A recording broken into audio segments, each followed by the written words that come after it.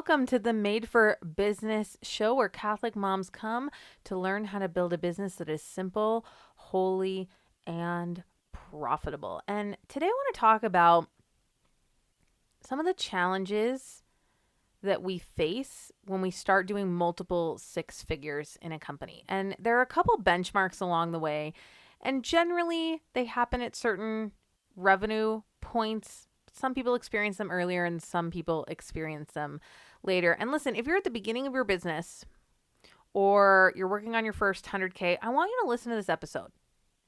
I want you to hear what's coming. I want you to prepare your heart for what's coming. And for some of you, I want you to feel inspired that this is what's coming for you.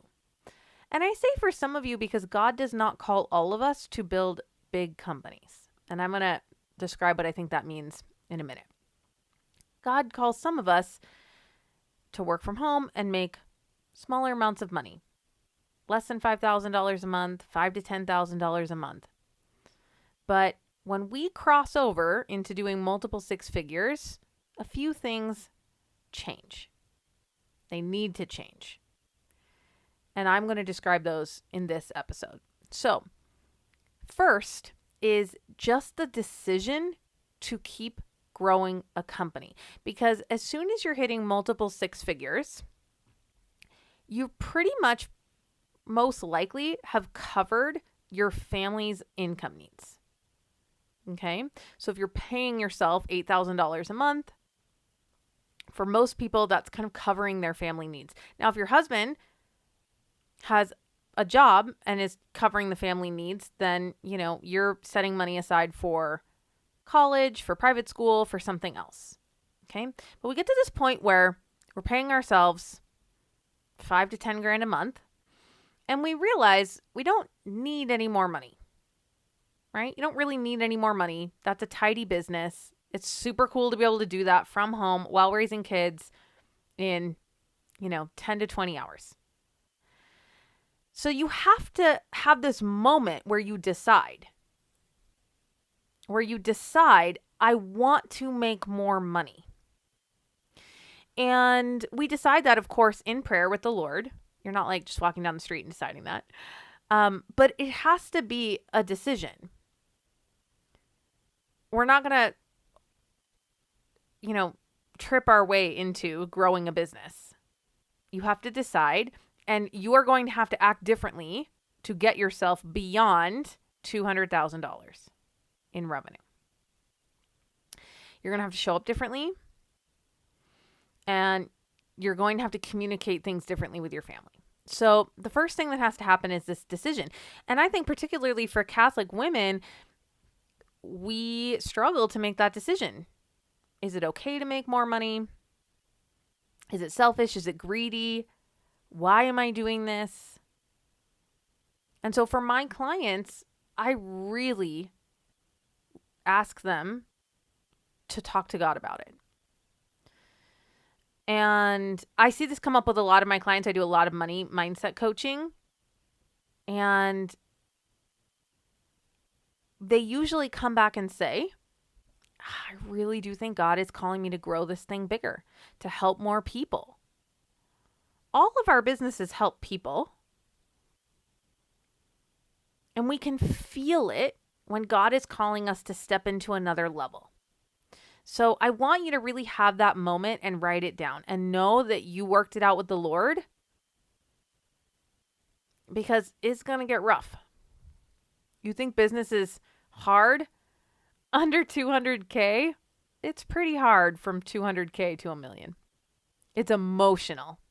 It's a lot less busy work, but it really stretches you. It really brings up your childhood trauma stuff. And so you need to be sure that God is calling you to this. But then, I don't know why Odysseus just came to my mind. But then when we're like Odysseus and we get in the boat and we set sail, we're committed, like we're going. Like all these things are going to come up that we don't see, but we kind of know we are meant to go on this journey. Okay, so that's the first thing. The second thing is then knowing how to deal with your money. Most of my clients, not all of them, but most of them came from either low-income homes or middle-class homes, and they don't know what it's like to start amassing wealth. And so particularly if the mom is growing this business and it's being successful and the husband has a good job, you're starting to amass wealth.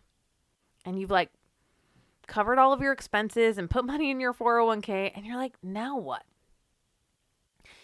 And we talk about that. Partly because I have a finance degree and I really wanted to be a certified financial planner, analyst, a CFA. But I chose not to do that. I became a dog trainer instead. But that's because I loved entrepreneurship and I just didn't want to keep going to school to get my CFA. But I've always really loved finance and investing and money. And it's not that complicated. But you've got to ask some questions. And so one thing I do with my clients is I talk to them about their money. Now, I'm not a financial planner, and so I usually say, go talk to your CPA, but I know a lot of really good beginning questions to ask. And it is fun to begin to build wealth. It is fun to be generous in your community. And so that's another thing that we talk about at the mastermind level, because there are very few places we can talk about that. You're not talking to your best friend, probably, about whether you should buy an investment property or not. And so when your business begins to grow, you need to make a different level plan for your money. And being in a room full of women who are talking about that and having that conversation is incredible. It's very inspiring. It's very empowering. It's also very humbling just to see the way that the Lord moves in our lives and has created these businesses for us, because everything that we do is from the Lord. It's not because of you. He just used you to create this thing he needs to create, and then he continues to trust you with more and more money. And if you're not used to having money, that's a new skill that you're going to need to build. So we talk about that in the mastermind. And the next thing is that you've got to get on the same page with your husband and your kids at a totally different level. It's like everyone's fine with mom playing with her business in her office for 10 hours a week. But sometimes 20 really changes things. There's different numbers for different families. But there will be a number of hours and your stress where all of a sudden we're like, whoa, I don't know that we want this. And so you have to get together with your husband and really choose. Like, okay, this is where we're going. This is what we're willing to sacrifice. And you may say, we're willing to sacrifice this for 2 years and see what happens. But being on the same page with your husband, and that's a continual process, because usually husbands are like, I love you, you're amazing, I support you, go for it. But then you're like, I need you to hang out with the toddler on Saturday morning. And he's like, whoa, what? What are we doing with this business thing? And so as your business grows into this next level, we just can't ignore that anymore. We have to be like, are we doing this? What level are we doing this? Do we need to pay for help? And then I really like involving my children in my business. I tell them what I'm doing, and they cheer me on, which is so fun. And when I was launching, when I got ready to launch the mastermind in the society, I knew I was going to work a lot more for those 2 weeks. And so I just prepped them for that. I was like, hey, I love you guys. We're working really hard. We're trying to buy the neighbor's house. That's kind of what our family's trying to do. And they know it. And mommy's going to do this launch. It's going to be 2 weeks. I'm going to work a little bit more. And my brain is going to kind of be on my business. And then we do something fun with the kids afterwards. So 2 days later, I need 2 days to like just unwind my mind and all of that. But then 2 days later, we do something fun with the kids to really celebrate the end of my launch, because they helped me. This time, I mostly asked for help with the puppy. I was like, because I mostly do puppy things. And I was like, you guys, I need you to exercise the pup. Because we have a border collie puppy. Don't get a border collie puppy. I only do that because I love border collies. And I'm a dog trainer, which is helping me absolutely zero right now because I don't have time to train her. That's not true. I'm just choosing not to train her. But she needs to run a lot every day. And so each of the kids go out and they throw the Frisbee for her. And that is the biggest way that they've helped me. In previous business things, I've needed help with the baby or cleaning things. And so really just it needs to become a family business when we get to those next levels. Not that the kids have to be packaging your stuff or, right? My kids aren't really in my business, but I want some buy-in from everyone. And tell the kids what you're going to do with the money. One of my clients just told me that when she started her business for, I don't know if it was an undetermined amount of time, she said she agreed to give the oldest child 5% of the sales that she made in her business towards a car because she knew she was going to ask her to help out a lot more with the other kids. And I just thought that was so beautiful because it just does take a family effort for a mom to have a business. So that's another big thing that happens, when you are doing multiple six figures. The next thing is your calendar and time blocking. We can wing that for a long time. And then we can't. And then all of a sudden there's like this moment that happens where you're like, oh, I really have to be much more intentional about my time and the things that I say yes to and no to. And you're going to start saying no to more things. And I like to decide that ahead of time before it feels really emotional. So, let's say there's a bunch of church school things that you're used to doing. Like I try to look 3 months out and be like, oh, I think this is the moment when I'm going to drop this thing and I'm not going to be able to do that anymore. I don't want to discover that on a Thursday afternoon when I'm like stressed and overwhelmed and I'm like, oh, I really can't go to that thing and I wish I hadn't said yes. You get much better at managing your time because you have to. And that's a lot of the work that we do in the Marian Mastermind. It's just really owning our calendar. And I live a very unhurried life. I have a very full calendar. Like if you looked at it, you'd be like, whoa, that's a lot of colors and a lot of boxes. But some of them are rest and downtime. And that's on my calendar before my work stuff shows up. Kid stuff, math stuff. And so I choose to manage my time very tightly. And I say yes to the things I want to say yes to and no to the things I want to say no to so that I live an unhurried life. That's very important to me. And I was able to move all of my calls last week, and I took Monday through Wednesday off to go camping. We went to a Catholic family camp. And so you can do things like that. But it just takes a new level, a new gear of time management and paying attention to your stuff. So I'm going to do that with every person in the mastermind. We're going to really make sure that their calendar is dialed in. The next thing that happens when you start making multiple six figures is a combination of hiring people and then creating systems and then managing those two things, which we just call operations. So there's a lot of operations things that happen. And one of the values of having a business coach is someone who just asks you questions about your business and finds the holes in your operations. I don't even need to know what industry you're in. I can find them.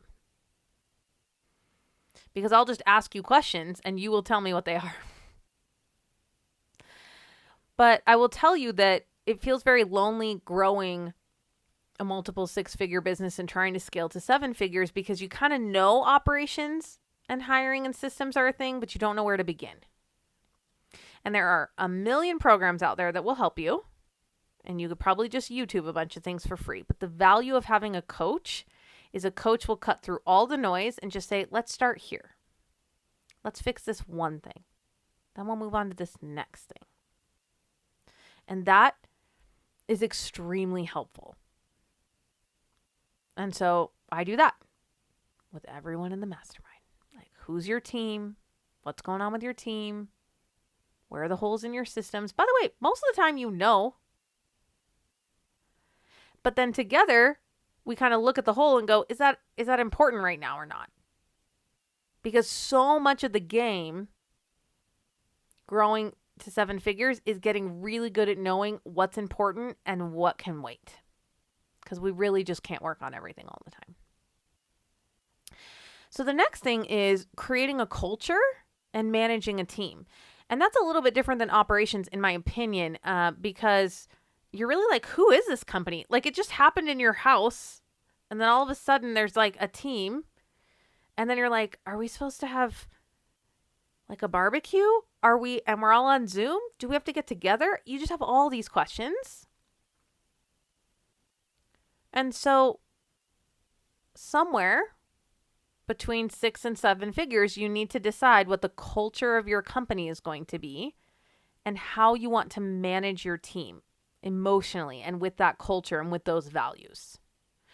And you don't have to do that overnight. And your team will teach you some of that, right? You'll be like, oh, you'll find someone that isn't a good fit, and then you'll do a retrospective on why. Like, why wasn't that person a good fit for our team? And then your culture will start to emerge, and you will take more and more control over that. And you will be more intentional about that, and then you will create it. And that's a real CEO thing.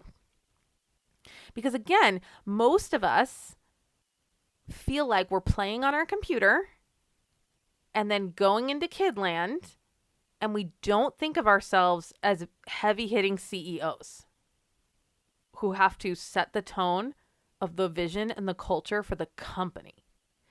So it like sneaks up on you. And you feel silly still. You're like, I still kind of just feel like a mom who's playing a business. But it's just really stepping into that role and owning it. And deciding some of those key pieces about the vision of your company, the values and the culture, and how you want your team to work together. And that's really much more about emotions and values than it is like the systems and the written documents that say how we do something. So I think the last thing that is a challenge at multiple 6 figures is really feeling alone. And I did a whole episode about this, but I wanted to say it again. I've created this term, you guys. I'm going to call us blue ducks. I don't know why it just came to me, but I just keep saying it, and I'm going to keep talking about it. So I think a blue duck is a Catholic mom who's raising kids at home, and God is calling her to build a big business. And big could be a little bit different for each one of us, but I'm talking 10, 20, 30,000 dollar months, up to 7 figures. That is a very unusual person. The number of Catholic moms, really conservative Catholic moms, building a business from home while raising kids and being called to that, it's an unusual thing. So I'm going to call us blue ducks. And when you find some other blue ducks, it feels amazing. I just had somebody email me, and I think what she was asking me was, I'm looking for some mom friends. I think that's what her email was about. And she was a blue duck, a very successful mom who didn't have anyone to talk to about it. And that's a real problem. And so I was asking myself, I was thinking, is it silly to spend money to join a mastermind to make friends? Like, if you knew that it wasn't going to affect your business, is that silly? But I thought, but it would affect your business. Because just think about any amount of energy you're spending feeling weird, different, like you're doing something wrong. And of course, that's what comes up when you look around and all of the other ducks are yellow ducks. Think about, even if you just wasted 2 hours a week on that. And by being in a room full of people that are also blue ducks, you just stop doing that. And you just lean in. You're like, yeah, God called me to this. We're all blue ducks. That's weird. But God calls some of us to do that. And then you have support. And then you have someone cheering you on. So not only are you saving the 2 hours of energy, but they're helping fire you up with better energy to do your work.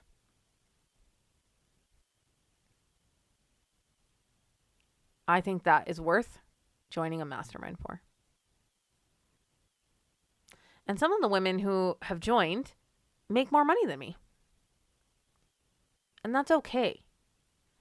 Because the value of this group is having a coach who watches you and asks you really great questions, being in a room where we're talking about investing our money, figuring out how to manage our calendars, learning how to integrate a big business into our family, and really figuring out how to get the family involved and on the same page about that. And then talking about those operations things and those cultural values of a company and getting to see how other people are also grappling with that. And then making blue duck friends. I made this room because this is the room that I wanted. And I couldn't find it. And I also wanted business friends. I love my non-businessy homeschooling friends. I've got some really good ones. But I wanted business friends. And then beyond that, I always knew that I was going to be in business and talk about business. I was helping people write business plans for their companies at 19. And I was always younger than them. But it's because I love business, and my whole business is figuring out how to get my clients to grow theirs. Isn't that cool? Like, think about all the time that you're working on whatever you work on. I spend that time in business programs and reading books and thinking about your business. So if you are doing more than $200,000 in your business, or close, it's really about, are you a mom who wants to grow a big business? Like, maybe you've covered some of your family's expenses, but you're really ready to decide, I'm going to grow something bigger. That is what the Marian Mastermind is for. And we have 5 absolutely stunning women right now. And I think we will probably end up with 10. We have, the doors are open for 9 or 10 more days. They close on the 29th, August 29th. So I want you to pray about it. The only women who will join that group are women whose hearts are moved by the Lord. So that's your only job, just to pray about it and see if you are one of the ones whose heart is going to be moved by God to be part of this group of blue ducks. By the way, you guys, I Googled blue duck. I was like, is that a thing? Are there blue ducks? There is a blue-billed duck, which is pretty cool looking. He has a straight up blue bill. Okay. There is also a blue duck, but it's like a lovely navy blue. He's like a lovely navy blue duck. Actually, it was probably a female, right? That I saw, because the females, no, it's the males that are the pretty ones in ducks. There's some duck knowledge for you guys. All right. I love you. God loves you. He has a story for you. Listen to him. Listen to his calling. Listen to what he is asking of you. and trust Him. All right, my friends, get to work and have a blessed day.